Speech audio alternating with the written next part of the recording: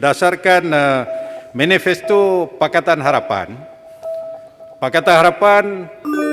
menetapkan bahawa Peguam Negara dilantik daripada kalangan ahli parlimen. Itu di dalam manifesto Pakatan Harapan. Namun demikian, apabila Pakatan Harapan menjadi kerajaan, mereka tidak melantik mana-mana ahli parlimen. Sebaliknya melantik seorang bekas peguam untuk menjadi Peguam Negara. Pada pantun Datuk Speaker. Ya. Nak istihar darurat, baru 7 bulan. Politik licik, bacul dan jahat. Cis, jawabmu nombor 8. Sila. Menteri untuk menjawab ni. 3 minit. Terimalah jawapannya. Terima kasih sahabat saya Shah Alam. Tuan Yang Dipertua, untuk makluman ahli yang berhormat dan juga Dewan ini, inisiatif untuk mengasingkan peranan pendakwa raya daripada Peguam Negara merupakan salah satu strategi di bawah kajian separuh penggal Rancangan Malaysia ke-11 dan juga dalam Plan Anti Rasuah Nasional Negara. Inisiatif ini diteruskan di bawah dasar kerajaan pada masa ini. Saya ingin menarik perhatian Dewan Yang Mulia ini bahawa idea ataupun inisiatif yang diambil dalam hal ini telah pun dimulakan sejak tahun 2016 lagi dan ianya telah mendapat perhatian pihak Jabatan Peguam Negara ataupun AGC untuk dibuat kajian selanjutnya. Jabatan Peguam Negara adalah agensi penyelaras bagi inisiatif ini dan agensi pelaksana bagi strategi ini. Jabatan Peguam Negara sedang memuktamadkan laporan kajian pengasingan peranan pendakwa raya dan Peguam Negara termasuk cadangan pindaan kepada perkara 145 Perlembagaan Persekutuan untuk dibentangkan di dalam Jemaah Menteri pada penghujung, dijangka pada penghujung tahun 2020 ini. Saya juga suka menarik perhatian Dewan Yang Mulia ini bahawa kerajaan yang lalu, iaitu Kerajaan Pakatan Harapan, telah memberikan alasan termasuk jawapan di dalam Dewan Yang Mulia ini bahawa Kerajaan Pakatan Harapan perlu meminda perlembagaan bagi membuka laluan kepada pemisahan peranan itu dan membolehkan 2 individu dilantik untuk menjalankan fungsi ini. Ini adalah kenyataan yang dibuat oleh Yang Berhormat Langkawi semasa menjadi Perdana Menteri dulu. Beliau mengatakan bahawa waktu ini kita belum mempunyai jumlah yang cukup, iaitu 2/3 di dalam Dewan Rakyat untuk menentukan pindaan ini dapat diluluskan. Bagi pihak kerajaan sekarang ini, saya ingin menyatakan bahawa sememangnya berdasarkan perkara 159 Perlembagaan Persekutuan, pindaan perlembagaan memerlukan 2/3. Namun demikian, pindaan yang perkara yang baik seumpama ini tidak semestinya memerlukan bilangan 2/3 di pihak kerajaan sahaja. Bagi contohnya, Yang Berhormat Muar telah mengambil inisiatif yang cukup baik, walaupun pada masa itu Pakatan Harapan tidak mempunyai 2/3 majoriti. Tetapi dengan libat urus yang dibuat dengan pihak pembangkang pada masa itu, pindaan ini akan boleh dapat diteruskan, iaitu undi 18 tahun. Saya percaya sekiranya perkara ini disokong oleh rakan-rakan sebelah sana termasuk Shah Alam lah, kita boleh meminda perlembagaan ini. Terima kasih. Soalan tambahan pertama, silakan. Terima kasih Datuk Speaker. Saya ucapkan terima kasih kepada Yang Berhormat Menteri yang memberikan pengesahan bahawa perkara ini akan terus diusahakan.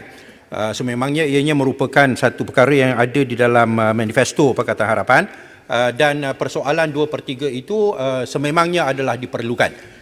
Bagi pihak Pakatan Harapan, oleh kerana ianya sudah berada di dalam manifesto, kami memberikan jaminan bahawa sekiranya usul untuk membawa pemisahan di antara Peguam Negara dan Pendakwa Raya, maka kita akan menyokong sepenuhnya kerana ini akan memberikan kebebasan dan untuk menentukan bahawa tidak ada pendakwaan yang bermotifkan politik.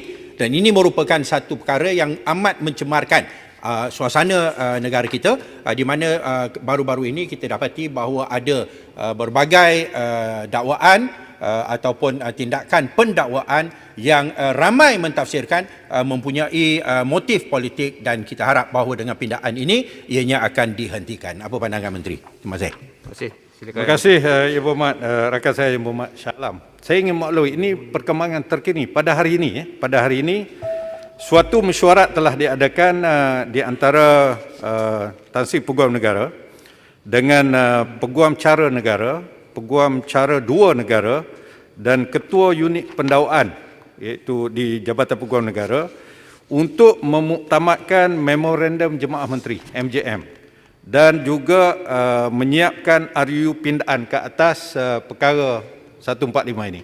Maknanya kerajaan hari ini amat serius dalam melaksanakan perkara ini dan ianya akan dibawa sebagaimana saya sebut tadi dalam Jemaah Menteri pada tahun ini juga. Terima kasih. Soalan tambahan kedua. Tan Karang, silakan. Terima kasih. Saya tertarik dengan jawapan Muhammad Menteri pada pemisahan pendakwaan dengan peguam negara untuk mengelakkan macam mana yang Salam kata tadi pendakwaan politik. Saya nak minta pandangan pada Menteri. Apakah dasar di mana kumpulan-kumpulan pendakwaan yang dilantik luar daripada pegawai-pegawai pendakwa ni akan diteruskan? Ini bagi saya dilihat seolah-olah pendakwa-pendakwa kita ni, pegawai pendakwa raya ni seolah tidak ada kemampuan ke untuk menguruskan kes-kes. Mengapa dilantik kumpulan daripada luar? Adakah kerajaan akan memberhentikan kumpulan-kumpulan pendakwaan yang diketuai oleh kumpulan luar ni? Seperti kita tahu, bila nak ambil kes-kes yang besar-besar, lantik Gopal Siram sebagai mengetuainya, sedangkan beliau ni bekas seorang hakim. Dulu Majlis Peguam Bahkonser pernah membuat satu resolusi supaya bekas-bekas hakim ni janganlah dilantik, sebab kadang-kadang yang depan hakim-hakim depan dia itu pun mungkin anak-anak buah dia. Adakah dasarnya akan diberhentikan? Dan saya nak minta supaya kumpulan ini dibubarkan dengan segera lantiklah pendakwa yang sedia ada. Terima kasih Yang Berhormat rakan saya Tanjung Karang, seorang peguam yang punya pengalaman dalam mahkamah. Tolong dia menjawab. Tuan Yang Di-Pertua, saya ingin menyebutkan bahawa langkah untuk melantik para peguam menjadi pendakwa raya adalah satu perkara yang berdasarkan kepada undang-undang. Bagaimana kita maklum bahawa peguam negara mempunyai kuasa dengan menggunakan satu instrumen yang dipanggil fiat untuk melantik mana-mana orang yang difikirkan layak, mempunyai kepakaran dalam bidang tertentu untuk menjadi peguam ataupun menjadi pendakwa raya bagi pihak kerajaan. Ini bukan satu perkara yang asing. Di zaman kerajaan sebelum PRU 14 pun ada. Selepas PRU 14 pun ada. Cuma saya ingin menarik perhatian Dewan Yang Mulia ini berdasarkan manifesto Pakatan Harapan. Pakatan Harapan menetapkan bahawa peguam negara dilantik daripada kalangan ahli parlimen. Itu di dalam manifesto Pakatan Harapan. Namun demikian, apabila Pakatan Harapan menjadi kerajaan, mereka tidak melantik mana-mana ahli parlimen. Sebaliknya melantik seorang bekas peguam untuk menjadi peguam negara. Adapun pertanyaan daripada Yang Berhormat Tanjung Karang, sama ada di masa akan datang akan diteruskan amalan melantik peguam menjadi pendakwa raya, itu bergantung kepada keadaan. Ini adalah pertimbangan yang perlu dibuat oleh peguam negara. Kalau sekiranya dipisahkan, mungkin ketua pendakwa raya akan menentukan. Ini berdasarkan kepada perlembagaan. Boleh dilantik siapapun yang berkelayakan untuk menjadi pendakwa raya dalam kes-kes yang tertentu. Terima kasih. Saya silakan tambahan. Dah dua Yang Hormat, maaf. Sekejap saja. Ya. Penting, sangat penting. Okey, sikit je. Ringkas. Terima kasih Yang Berhormat Menteri. Sambil kita bincang soal untuk kita bebaskan institusi pendakwa raya daripada campur tangan politik. Pada 2 bulan lepas ada berita yang sangat baik yang dilaporkan di mana pelantikan ketua pengarah SPRM juga akan dibuat atau diletakkan di bawah institusi parlimen, dan akan kita wujudkan satu tribunal khas di mana kalau ada mana-mana pegawai SPRM yang ingin diambil tindakan, ada tribunal khas yang perlu mereka lalui dan tidak lagi boleh ada campur tangan politik. Ini berita yang sangat baik. Saya ingin tahu status terkini reformasi SPRM yang telah pun dicadangkan. Terima kasih. Terima kasih Tuan Yang Dipertua. Statusnya masih dalam kajian dan perancangan untuk di muktamar. Terima kasih.